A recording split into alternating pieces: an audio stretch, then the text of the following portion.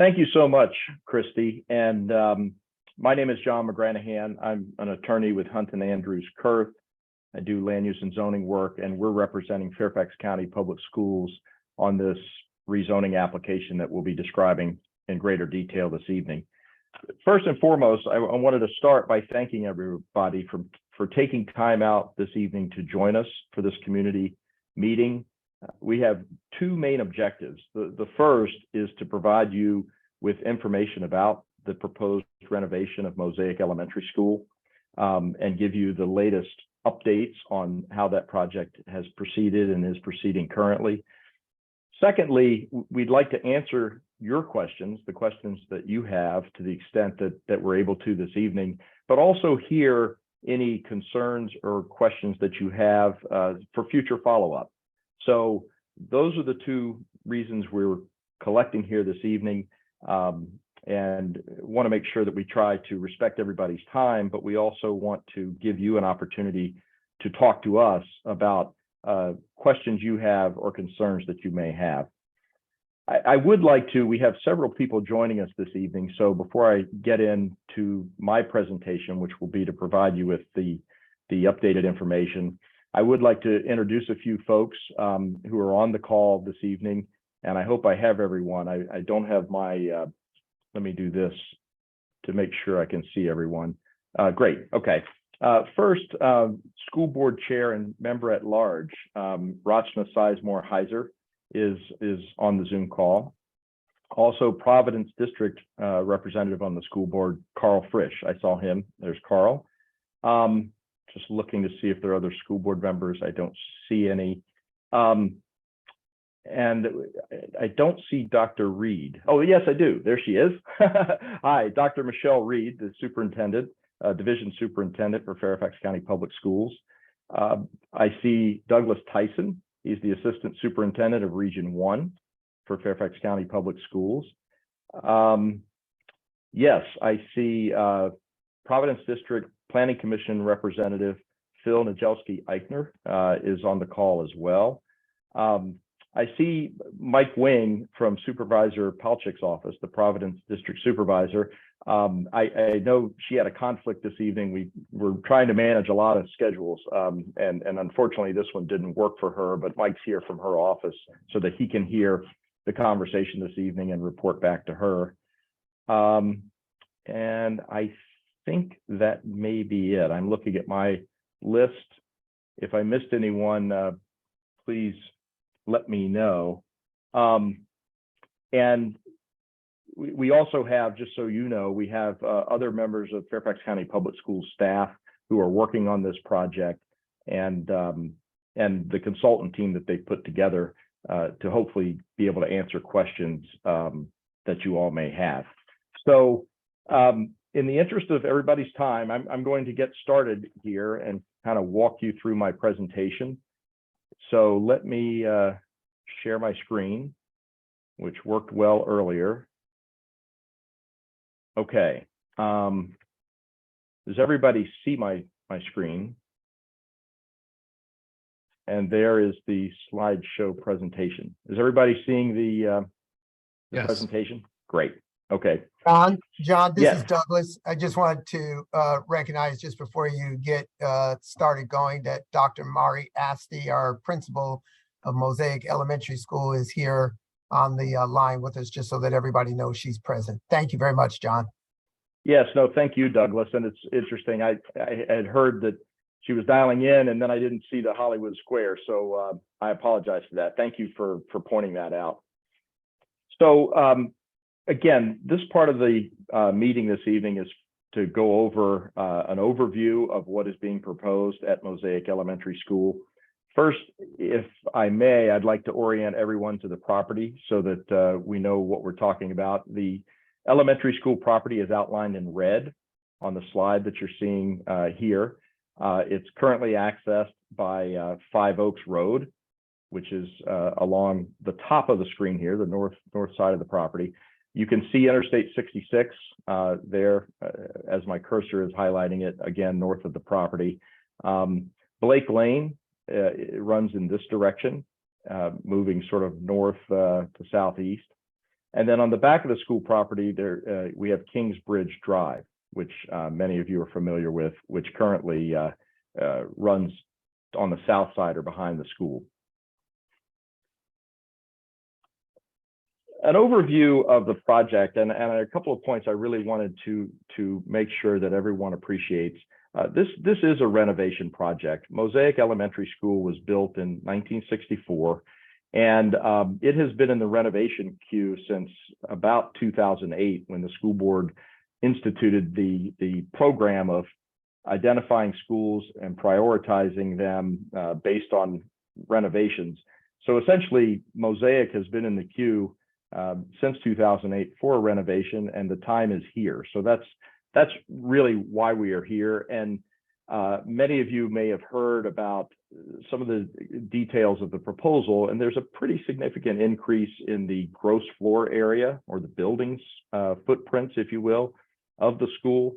That is really being driven by the educational specifications to bring Mosaic Elementary School up to the current standard. And having had kids go through Fairfax County Public Schools, I remember visiting different gymnasiums, and that's a perfect example where the current educational specification calls for a much larger gymnasium for an elementary school, as an example, than was called for back in the 1960s.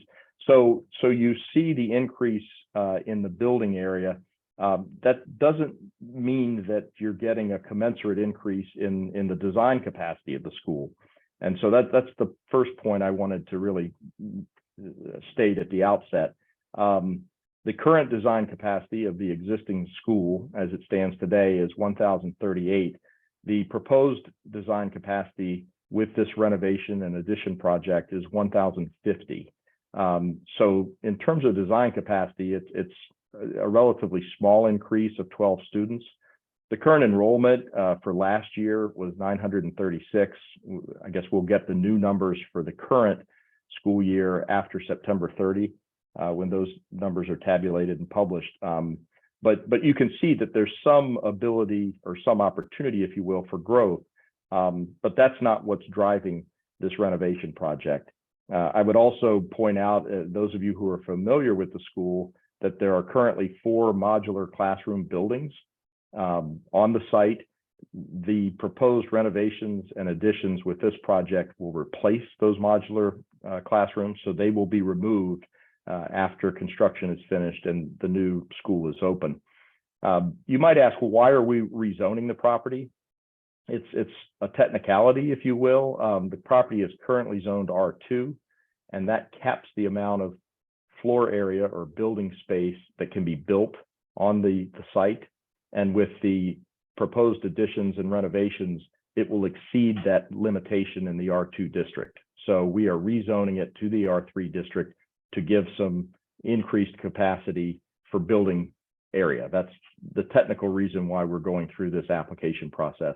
As you can see from the slide, the property is approximately 10 acres, and this is a full renovation of the existing elementary school, much needed, and it'll be greatly appreciated when it is finished. But all the building systems and finishes inside the school are being replaced. The additions include an addition to the main entry, some additional classroom spaces, expansion of the library, the cafeteria, and as I mentioned, the gymnasium. So it's a complete renovation for Mosaic Elementary School. This is an overview of the property, and it reverses the orientation from the overall map of the area I showed previously. So 5 Oaks Road on this slide is along the bottom of your screen, which is actually the north side of the property. And Kingsbridge Drive, as my cursor is showing, is along the top of the screen, which is the south side of the property. And this shows you the completed project as it's currently proposed and proceeding through the land use process. The building addition is in a slightly darker, I'll call it a beige or orange color. The main building addition sort of wraps around where my cursor is showing. There are some additions, again, to the cafeteria and other things out in the front, and a couple of the angles of the building are being squared off with additions, but that's the primary building addition that's being proposed with this project. The other very significant change to the school and how it looks and how it functions is a proposed new access point for buses only that would be on the south side of the school and connect over to Kingsbridge Drive in this location. We're working with Fairfax County Department of Planning and Development on the rezoning application. And through that process, we're getting a lot of feedback about the typical things you would have in a land use application, landscaping, screening, circulation, things like that. One of the comments that came out of that dialogue is there's currently, if you can see my cursor, a gap in the buffer, if you will, right off of Kingsbridge in the southeast corner of the site or upper left corner of your slide. There's a gap there today, and a lot of people walk through that gap to get to the school. Part of what's being proposed or what was added over the last several months as we've worked through the case is an actual sidewalk that goes through the gap and would lead over to the school and the crosswalk for pedestrian access to the school. The primary driver of that is apparently that's a path that's used today, but more importantly, anybody who is walking to the school from along Kingsbridge in that direction would not have to walk up to where the buses are going to be entering the site at the bus entrance or exiting the site. So that was a really helpful addition that came about based on the dialogue that we've been having with the county staff. Here are a couple of the architectural elevations, and I wanted to point out here, so the top one, both of these are of the front of the school. On the left-hand side is the cafeteria, and this obviously is the main entrance to the school. With respect to the architecture, we are committing, the schools have to commit to the character and quality of the architecture that you see here. The intent is to make it very attractive, but also to make it compatible and consistent with the existing buildings, which are not being knocked down. So you want everything to be compatible. So you'll see that. You can see the materials, brick and metal panels and glass. That really goes to the character of the architecture. Individual colors may shift and different features may shift. There is that flexibility, but these images give you a good handle on what the architecture in terms of its character and quality will look like. And again, it will be compatible and needs to be compatible with the rest of the building. Here are a couple of other images of the addition. So in the upper image, you can see the gymnasium. Again, the same materials are being proposed for all the addition. And you can see a substantial play area that will be there on that south side of the school building. And then the bottom image is a view as you would be entering the school property from Five Oaks Road, where you can see the main entrance up in the distance, and then the library addition there, kind of in the left or right-hand side of that slide. I'll spend just a few minutes on this slide because it's an important one and there's several points to make here. So as I mentioned earlier in the presentation, a new access point is being proposed in the upper southern side of the site, if you will, the top of the screen, and that's the access to Kingsbridge. The point of this, it's really being driven by safety, and it's something that Fairfax County Public Schools tries to do at all of its school sites, and that is essentially to separate the bus traffic from the kiss and ride and other vehicular traffic. So with the creation of the new entrance, it would be, as I mentioned earlier, for buses only. And we have proffered to install a gate or barrier that would be used to ensure that people don't use this off hours as a cut through between Kingsbridge and Five Oaks, but also so that it can be regulated, if you will, and limited to bus traffic only. So the bus traffic that's currently on Five Oaks and coming in from that entrance will now be shifted, and you'll have bus only traffic coming in and out of Kingsbridge.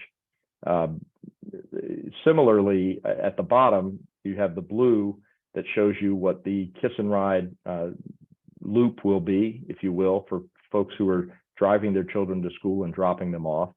And that will also be the access point for vehicles that are coming up, and the staff gets there earlier. They would be going back to the parking lot in the back, but visitors to the site, again, would not be using that southern entrance off Kingsbridge. They would be using the access point off Five Oaks.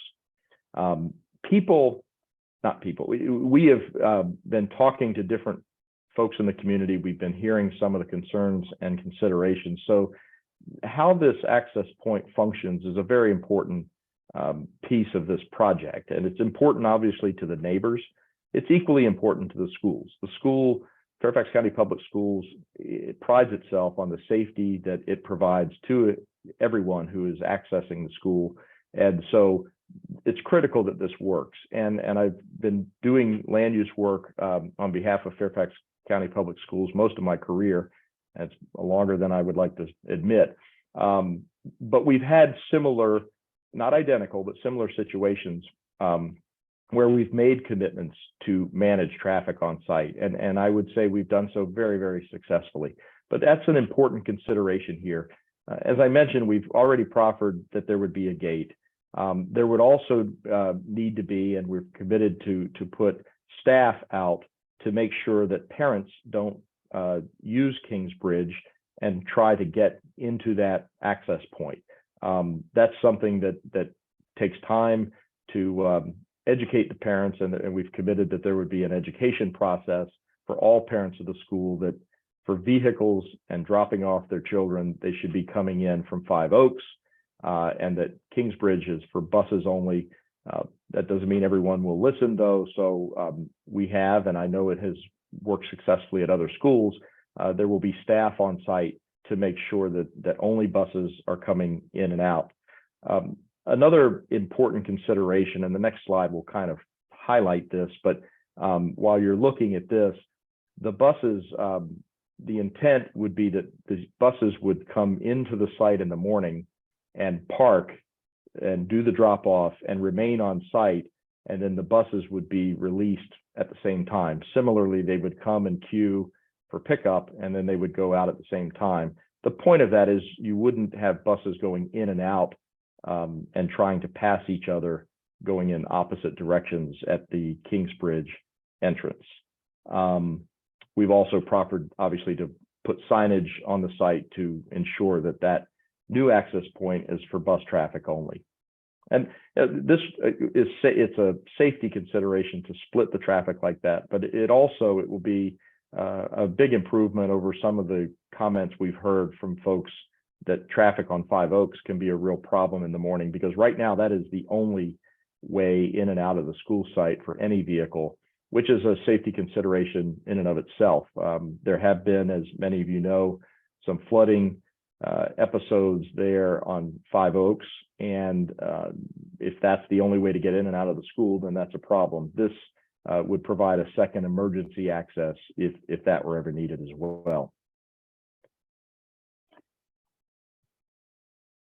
And now my slide is frozen. Oops, bear with me. Okay. Just quickly, as I was mentioning, the buses coming on at one time and doing the drop off or the pickup and then exiting at one time. Another comment we've heard from the community, Villa de Este, which is on the south side of the school, across Kingsbridge from the school, is that it's critical to maintain the parallel parking on that south side, which is there today. And on this slide, you can see we have vehicles shown as parking on that side of Kingsbridge. Wells and Associates did a study and could confirm that in and out bus traffic could be an issue, but the one-way bus traffic, either out as it's shown in this diagram or back in, that turn can be made by the buses without having to eliminate or reduce any of the parking along that south side, or here, the upper part of your screen, of Kingsbridge Drive. That's been an important consideration by the community, and it has been studied, and that will continue to work with this new bus access. Hi, John. This is Christy. I hate to interrupt you, but Dr. Reed has another engagement that she needs to get to. Could we give her an opportunity to address the group before she has to leave us? Absolutely. Yes. No, I would welcome that. And I will stop. And Dr. Reed, please, the floor is yours. Well, thank you. This is exciting, right? And I think really exciting news, both for the Mosaic community as well as Fairfax County as a whole. And I am thrilled. I think what I'd like to do is pitch my time to board member Frisch, who's here, who I know has a deep and abiding passion for this project. And so I will gift my time, but it's true, I do have the Mason District PTA this evening. So just thank you for all of you that are on the call and your deep care and dedication to the educational outcomes for all of our students. So thank you. Thank you, Dr. Reed. I guess I'm unmuted. I'll keep this very quick because I'm far more interested in the presentation than anything I have to say. But it is exciting to see more than 90 people here tonight. It speaks volumes. I mean, it's, I also want to congratulate the school community and Dr. Asti and our staff at the school for the tremendous accomplishment of being named a blue ribbon school. Really an amazing feat that speaks volumes about how great our school community here is. Since our last community meeting, we've certainly taken in a lot of feedback from the community, and I took that and encouraged staff to have deeper engagement with stakeholders. To that end, at the beginning of September, our attorney, John McGranahan here, along with our design and construction team, met with some of our neighbors on Savoy Road in person to walk the grounds and talk about various issues. And a week later, our same great folks and team from FCPS met with the Villa d'Este HOA board to have similar conversations. So we're committed to having this open dialogue. That's why we're here today as well. Conversations like this do have an impact, as you're already seeing in the presentation. So I'm taking notes to hear the feedback, and I'm looking forward to hearing the community's questions so that I can see what more we can adjust as needed. So thank you all for being here. Thank you, Carl.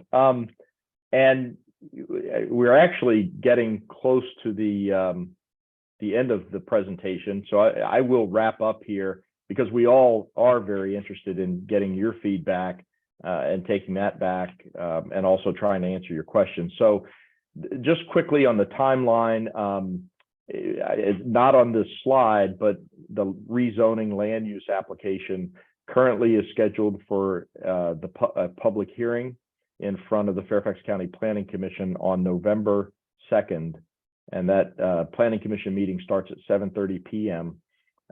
So that's the next milestone, if you will, in the land use application process. If that process goes well and is ultimately approved by the Board of Supervisors, then the timeline would have a bid opening in the spring of 2023 for the construction contract. The project award for the construction would be also in the spring of 2023, and then construction start in summer 2023 with completion of the project in the fall of 2025. So that's the current working timeline. And then once again, my screen is not advancing. There it is. This is the last slide. Thank you. And there's a project contact there at Fairfax County Public Schools, Vince Santmeyer. You might want to write his email information down and/or phone number. And there's also a link on the school board's website for Mosaic Elementary School Capital Improvement Project. So that is the presentation. With that, let me stop share, and I can always go back and start share. But I think, Christy, we have some. I've just opened the Q&A, and I will go through these. This is always the most interesting part of these presentations because I'm trying to keep up with the Q&A and get you answers. And I want to make sure we don't miss anything, and we won't. If to the extent we aren't able to answer a question this evening, we will follow up with you to make sure that you get your question answered. So the first one is, why are we renovating a 60-year-old school instead of building new school on Blake Lane, which was killed by the school board? New construction would last longer and wouldn't interrupt learning. A couple of points on that, and I invite anybody from the Fairfax County Public Schools side to jump in here. But as I mentioned earlier in the presentation, this Mosaic Elementary School has been in the queue for a renovation since at least 2008, which preceded any decisions by about the Blake Lane property. So it has been a long time coming. And again, it's part of a program that the school board implements and essentially goes through all of the schools throughout the county in a queue to make sure that they're renovated and brought up to current educational standards and are there to support the population that is then existing in the area. I don't know that I necessarily would agree that new construction would last longer. I mean, the renovation is a complete renovation. And the good news here is that there would not be any direct interruption with learning. The school will be, a lot of the work is done during the summer, when the construction work, when schools are not in session. But even during the school year, the construction is staged. A lot of it I know occurs in the evenings after school and like that. Both of my children experienced a full school renovation in their 12 years or 13 years at Fairfax County Public Schools. And FCPS does an excellent job of managing that process so that there are no impacts to the learning process during construction. Would rezoning overcrowd the area? It's a good question. Thank you for asking that. And this is an important point to explain. First, the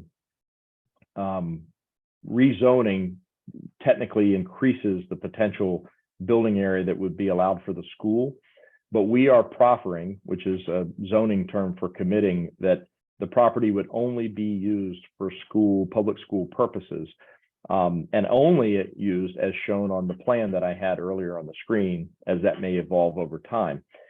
So it's not as if we're changing the zoning, and if the schools were to decide to do something else, anything could happen under the zoning. It's going to be proffered and locked down for the school use and as shown on the plan. So it really is not increasing the intensity that could be developed here. Anybody who wanted to do that, in the unlikely event it were no longer a school, would have to come back through this entire process.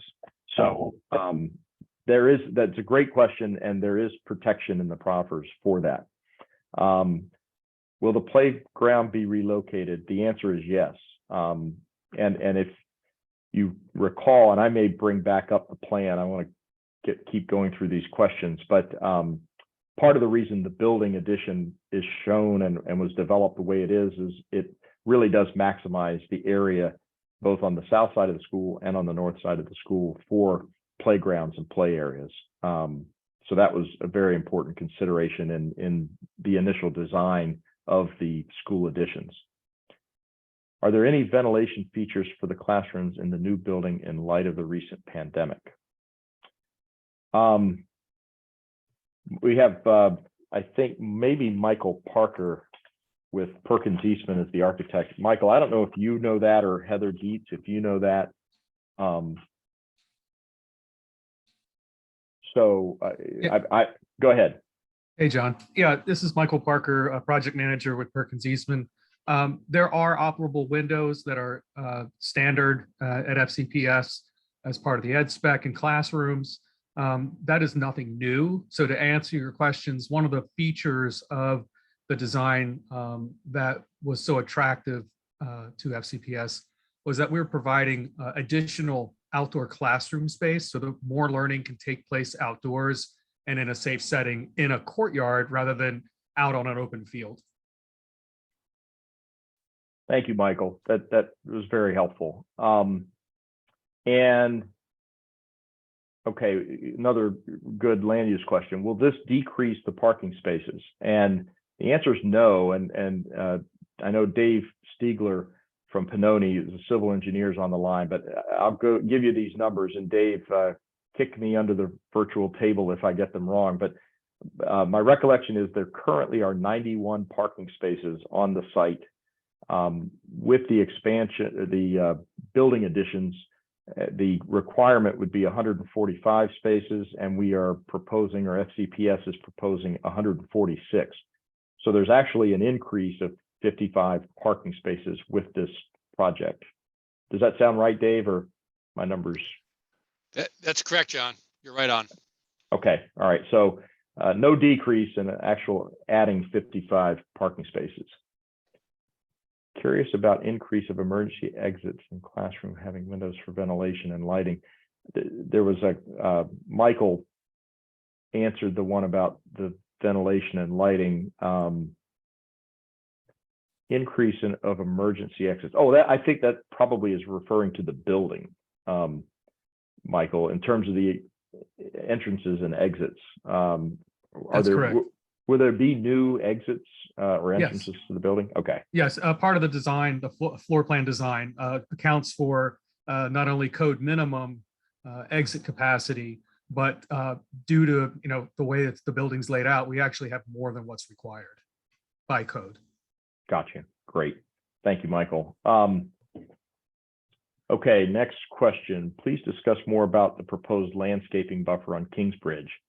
The current buffer current trees act as a buffer for noise and lighting.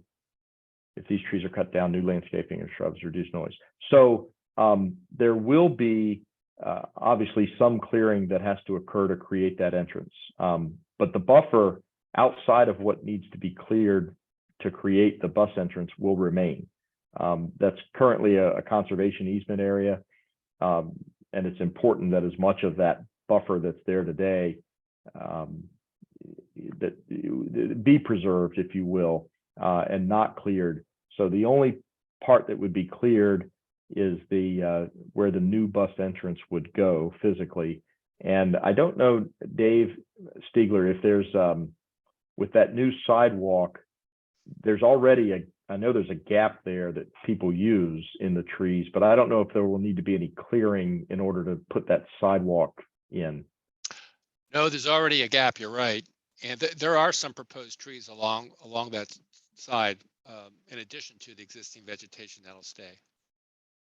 Oh, good. That's a great point. Thank you. So for the person that asked that question, in addition to preserving the trees that are there, new trees, some additional trees will be planted along that area. So the current buffer will be supplemented to some extent. Just a note that an in-person meeting the Thursday evening of a 4-day weekend for students, Labor Day, was not good timing for neighbors with school kids then. I look forward to future meetings. Thank you. I appreciate that point. And we were trying to have a meeting when folks were back from summer because we wanted to allow enough time between that meeting and this meeting, but point well taken. And we could certainly follow up with meetings on future comments. Hi, I attended the meeting. Nothing would start till 2023, yet a week later, bulldozers showed up. You already broke ground, yet say nothing is approved. What gives? I'm not aware of any bulldozers on the site. I don't know, Heather, if you or, oh, that's right, okay. There's no work being done there. I'm not aware of any bulldozers. I'm going to make a note of that. But I'm not aware of any bulldozers. We don't have the right to start any of the work on the improvements that I was showing in this presentation. We're still a long way from that. And I'm getting notes. My apologies. I'm learning this Q&A program as well. So the question was that this individual said they attended the meeting with me in early September where we were told nothing would start till 2023, yet a week later bulldozers showed up. You already broke ground, yet say nothing is approved. What gives? Again, no construction on any part of this project should have begun. And I'm not aware of any, but we'll look into that. Okay, next question. If the contract has not been awarded yet, why are new trailers already going in on the field by the library? Hi, John. This is Heather with the Office of Design and Construction. That's a great question. And the reason the trailers go there early is it actually takes about 6 months for us to connect the electricity and set them up to be ready to be used as classrooms. So they do go out to the different renovation sites in advance of the work being done. They won't be moved into until the project starts and when it's appropriate for the classes to move there. But that's typical to see the classroom trailers arrive early to a site. Okay, thank you, Heather. The next question, my son would like to know if the playground will be upgraded. I don't know that one, Heather. Do you know?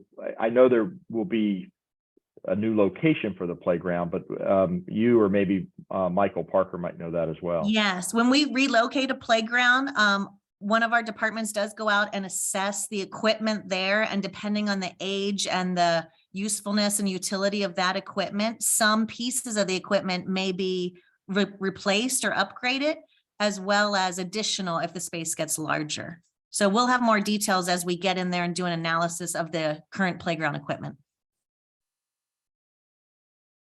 Okay, thank you, Heather. And next question, can you talk about how classrooms will be managed during the renovation? I understand that more classes will move to modular buildings. How will those be secured? That might be for you too, Heather, on that. Sure. So right now, the upper grade levels in elementary schools are what typically move out. We do not move kindergarten through 3rd grade. It might be 2nd, but those earlier grade levels, we don't move outside and we hold them inside until the additions are built. They'll move straight into there. The upper grade levels are outside and they are secured by fencing around that kind of compound. So they are able to go to the inside to use the gym and the cafeteria with their teachers. Great, thank you. And somewhat of a related question, but it caused a thought in my mind. How will you manage phasing the project, where students will be during construction and how long for 2 years? I think Heather just provided some helpful information on that. And as I mentioned earlier, a lot of the heavy construction is done during the summer when school is not in session. You know, it basically is managed, and I know the schools have many of these renovation projects going on every year. And speaking from experience as a parent with kids who've been through it, it's managed very well. And any of the temporary classrooms that might be needed would be secured just like all the other classrooms are. That's right, John. And the principal works very closely with our Office of Design and Construction throughout. So if there are ever any issues, we do address those immediately. And we work for the entire 2 years of construction, hand in hand with the school who receives feedback from the parents. And then we work on adjustments. But as you said, this is very typical for us, and those lower grade levels remain in the building. And the older students are the ones who go outside to the compound and come back in. Okay, great. I'm looking that we were getting some duplication and overlap, but the next one was, what impact will there be in terms of noise and usage of all classrooms and specialty rooms, cafeteria, gym, library, for renovations occurring during the school year? So that's a similar management point, I think, Heather, right? That's correct. Anything that's a shared space, such as a cafeteria or a gymnasium or a large gathering space, those are done during non-instructional seasons. So we may be able to do something over winter break, but more than likely that's our summer construction. So as soon as summer's out, we get in there and we turn those spaces over for the new school year. So any kind of large space will not be touched during the school year. Great. I'm going to see if I can get, I have a lot of screens up now. Wait, let me go back one more. Okay. The next question is, where will the playground be, the play structures outside of just courts and fields? So let me, if I may, the basketball courts will be located as I'm showing here on the screen. And in terms of, you'll have a big sports field there on the, again, it's the northern side of the school, but the bottom part of your screen with two softball/baseball diamonds. But the playground equipment, Heather, that's going to be located up near the basketball courts. Is that correct? Or is it going to be which side, or has that been decided?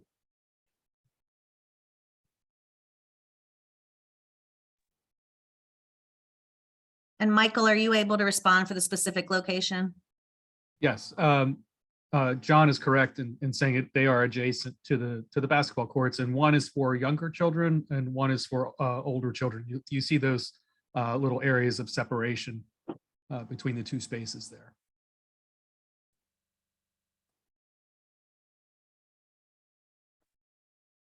So John, it's those, if you can move your arrow to the right, it's those two small, yep. There, right there. Yes. Yep. Got it. Okay. All right. Thank you. Another question about ongoing construction. Is that part of the project? The answer is no. We'll look into what's going on there. You know, John, I am looking in the Q&A, and I think this is a great point, and I think somebody's actually figured out what that construction activity was. They think it's related to the trailer classrooms being set up. And that sounds really plausible. And I think I agree with them about the better communication, notifying them that this is for the trailer setup. So this is something we communicate with the school, and we probably have not sent that message at large. So I think this is a really useful question that where they're digging, if it is over on that Kingsbridge on the field side, that could have been us working on the classrooms being set up.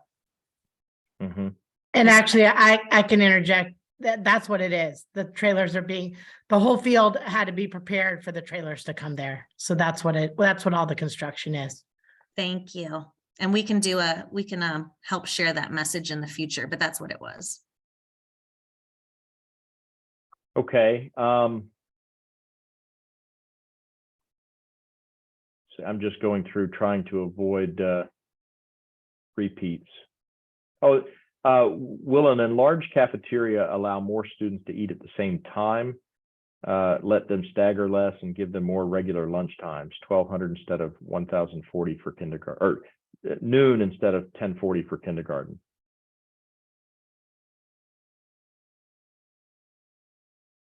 Dr. Asti, you might know that or might not at this point. And actually, yeah, it would allow us to spread out the schedule because we could fit more kids in there. So yeah, we could have a less a less crowded lunch schedule. Okay. John, can I hit on one? I just see one here asking about environmental certifications that we're seeking. Yes. FCPS follows the CHIPS program, which is Collaborative for High Performance Schools. That has a number of environmental and sustainability initiatives that we are scored on.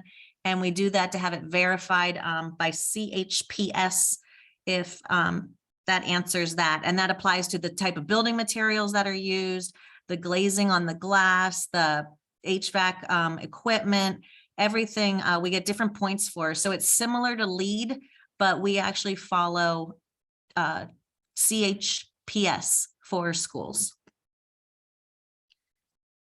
Got it. No, thank you. And another question here would just for clarification says, can you comment if together with the rezoning or with the renovation you expect rezoning? If so, where can we find the new rezoning map? The rezoning is necessary in order for the renovation to proceed, because in order to meet the educational specifications and create that additional building area, we have to change the zoning of the site, the underlying zoning. So the rezoning has to occur before the renovations can occur, if that's clear. And then in terms of the rezoning map, again, it would be R3, which there are actually some other zones that are more intense surrounding the school, but the new school zoning would be R3. As I said earlier, it will be proffered to be a school only. It can't just be anything allowed under the R3 district. And what you see on the screen now is it's a rendering. We call it a rendering that shows the trees and the green and that sort of thing. But this will be the committed rezoning map, if you will, or plan.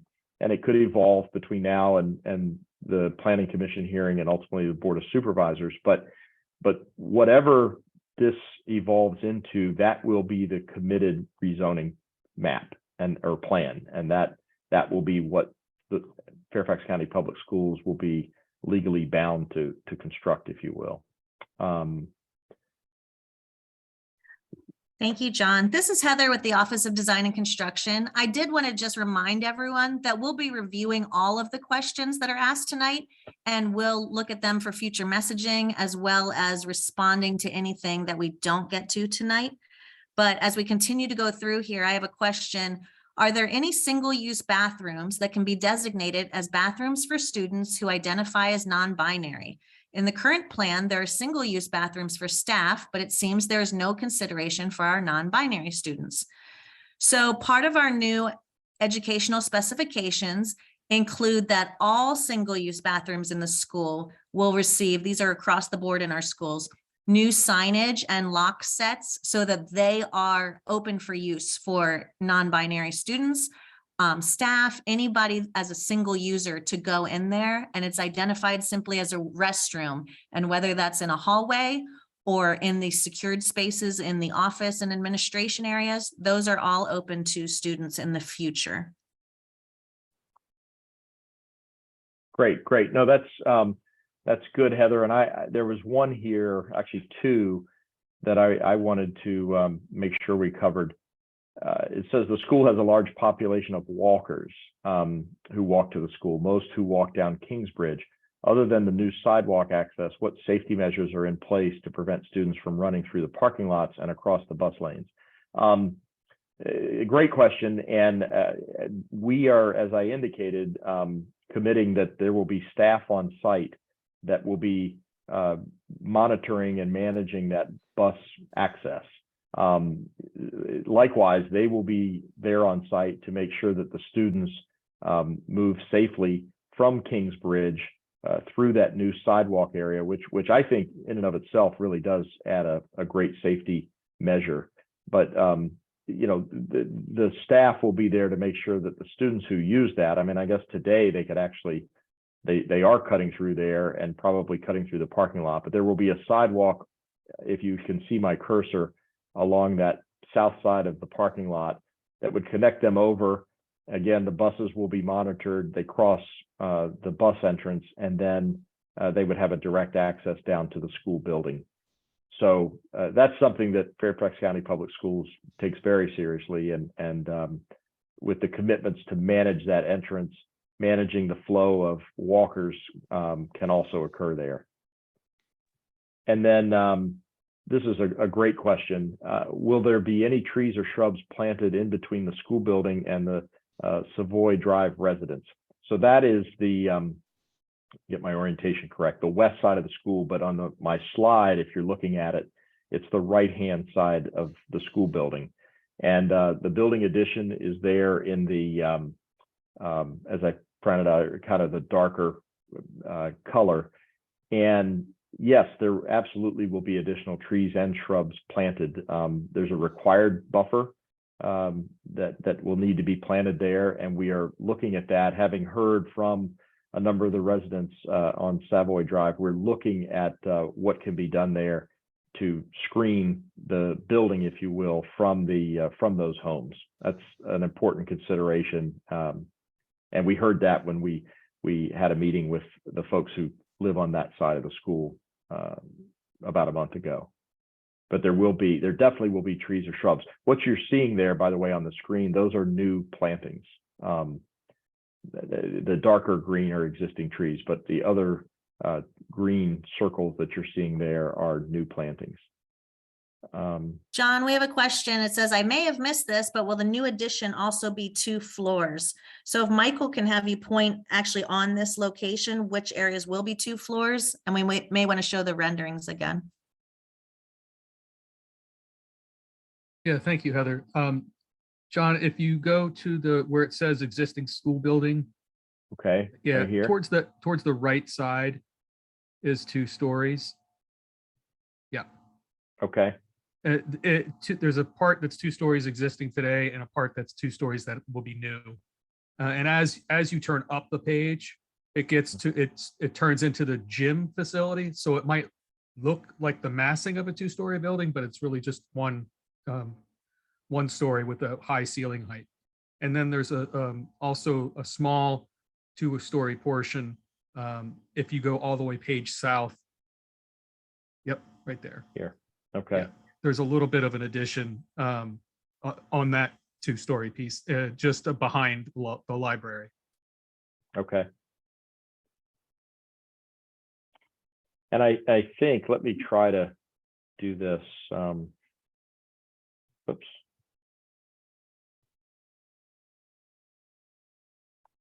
So this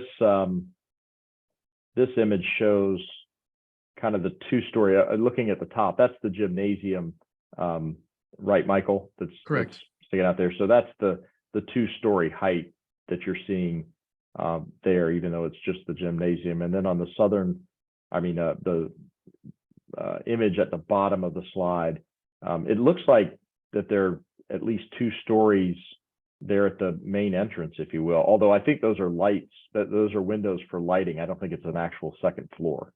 That's an existing second floor. That is. Oh, okay. Yep. Okay, good. All right. So that's it. Then you have the 1 story down here. So, Correct. okay. John, this is Christy. We've had some really fantastic questions, and there are several that we have not had the opportunity to get to. So I do want to remind people, if you'll check the chat, we have put a link in there for the project webpage. We will be updating that frequently throughout the project, so please visit that often to find out the latest news and information about this project. Of course, reach out to any of us here at FCPS with any questions you have. Look for more opportunities like this to engage. And to be respectful of everyone's time, we are close to the time for this to end. Want to invite Mr. Tyson, Principal Asti, or Mr. Frisch, or all 3 to give us some closing comments. Go ahead, Dr. Asti. Feel free to bring some closing comments on your behalf, please. Sure. I just wanted to thank the Office of Facilities and Office of Communications for putting this meeting together. I also wanted to thank our community. We have so many parents and teachers on this meeting, and I really, really appreciate your participation and input. We value that a lot. And thank you so much for being at this meeting. Thank you, Dr. Asti. And I would also like to invite our chairperson of our school board, Rosna Sizemore Heiser, to give us some words of greeting and closing remarks at this time, please. Mr. Tyson, I think she had to drop off and attend another meeting this evening, so we've missed her. So we just have Mr. Frisch on with school board. Okay, very good. And we've heard from school board member Frisch already. And so I want to follow along with what Dr. Asti said. Thank you to the parents and staff members who took the time to be here with us this evening. We're excited. Anyone that has been around Mosaic for a little while knows that this renovation is a long time in coming. And the work that our facilities department does in terms of renovating our schools, if you've seen any of our other ones, they do a job on a scale of 1 to 10. They do a 13. And Mosaic is going to be a beautiful school when it is finished. We're going to have to go through the pains of renovation, but I assure you that in the end, when it is all completed, we will be very, very, very happy with the result there. I also put something in the chat earlier. I want to emphasize that because I am so incredibly proud of the students, the staff, and the parents of Mosaic Elementary School for being one of 97 schools nationally that were named a National Blue Ribbon School of Excellence. And as I said in the chat, this award is for high-performing schools, as well as schools that are making exemplary progress towards closing achievement gaps. Mosaic is a school that we can be proud of for its excellence, high-performing students, and for closing the achievement gaps. And that comes from the staff that are on, some who are on this call here, who come to work every single day and put forth extraordinarily efforts, expertise, and professionalism to work with our children, not somebody else's children, but our children, to get the type of excellence that allows our school to be named in this way. And so I know our parents join me in saluting our staff, our students, and our principal, Dr. Asti. And thank you everyone for being here this evening. And Kathy, is there anything else, or Christy, is there anything else before we close out? I believe that's it. Just again, a reminder to keep watching that webpage and look for other opportunities. We really enjoy having this participation and seeing our community and our staff so involved.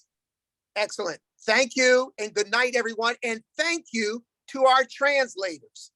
Thank you to our translators for the excellent work that they've done. Take care, everyone, and have a pleasant evening.